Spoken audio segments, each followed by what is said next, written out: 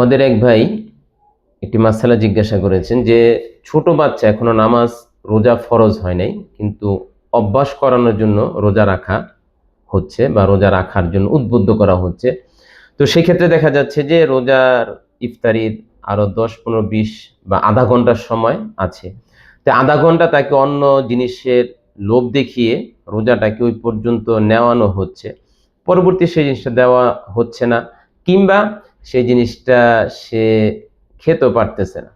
তো এই জায়গায় প্রথম কথা হচ্ছে এই জায়গার মধ্যে ছোট ছোট বাচ্চাদেরকে অভ্যস্ত করানো, যাদের 10 বয়সের কম বেশি, 10 মাইনাস প্লাস, এদেরকে অভ্যস্ত করানো।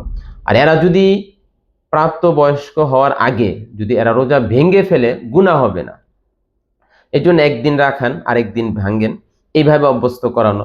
অনেক সময় 12টা পর্যন্ত রাখার পরও তাদেরকে ভাঙ্গাইতে পারেন, গুনাহ হবে না। তো সেই ক্ষেত্রে যার উপর নামাজ বা রোজা ফরজ হয় নাই, বাপ মা কর্তৃক সরাসরি মিথ্যার প্রলোভন দিয়ে, মিথ্যার আগ্রহ দিয়ে ওই পর্যন্ত রোজাকে না নেওয়া, বাপ মা যেটা বলতেছে সেটা বাস্তব পরিপন্থী মিথ্যা হচ্ছে, তো এই মিথ্যার আশ্রয় গ্রহণ না করা। আল্লাহ আমাদেরকে আমল করার তৌফিক দান করুন।